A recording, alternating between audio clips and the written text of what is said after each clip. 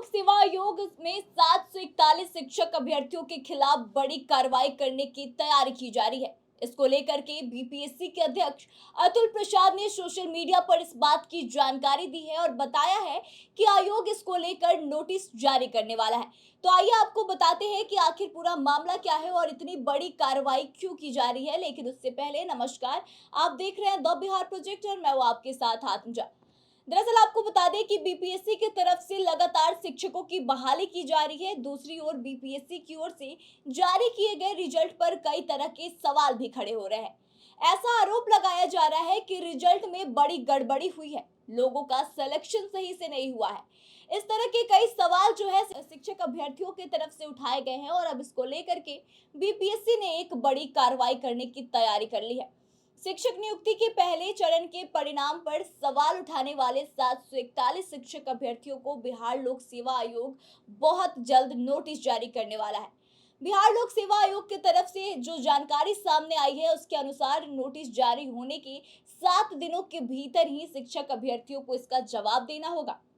अगर जवाब संतोषजनक नहीं रहा तो आयोग उनके खिलाफ कार्रवाई कर सकता है।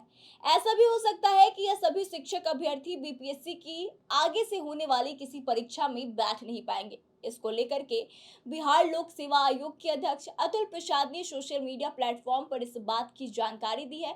उन्होंने लिखा है कि हमें टीआरई 1.0 परिणाम पर बिना शपथ पत्र के 741 शिकायतें प्राप्त हुई है। फालतू शिकायतों की ऐसी सभी मामलों से हमें निपटारा करना है। दरअसल आपको बता दें कि काफी संख्या में शिक्षक अभ्यर्थी यह दावा कर रहे थे कि आयोग की ओर से जो कट ऑफ जारी किया गया है उससे ज्यादा उनके अंक आए हैं।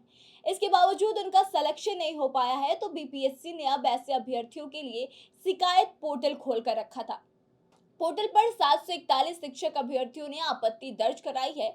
आयोग की तरफ से इन आरोपों को लेकर शपथ पत्र देने की बात पहले ही कह दी गई थी, लेकिन ऐसा किसी ने किया नहीं है। तब आयोग की तरफ से इसको गंभीरता से लिया गया है और लोगों पर बड़ी कार्रवाई करने की बात कही जा रही है।